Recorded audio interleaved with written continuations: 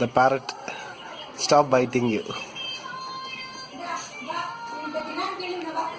When it bites, just shake its hand so that it doesn't get a good grip.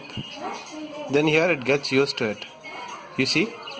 He just, that's how. He starts controlling things. And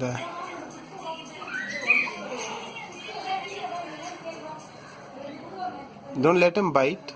So that will give a good lessons that he doesn't bite.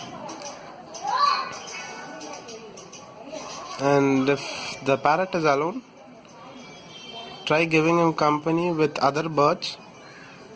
In case if you're not getting the same kind parrot, you would have cocktail, budgies, show budgies,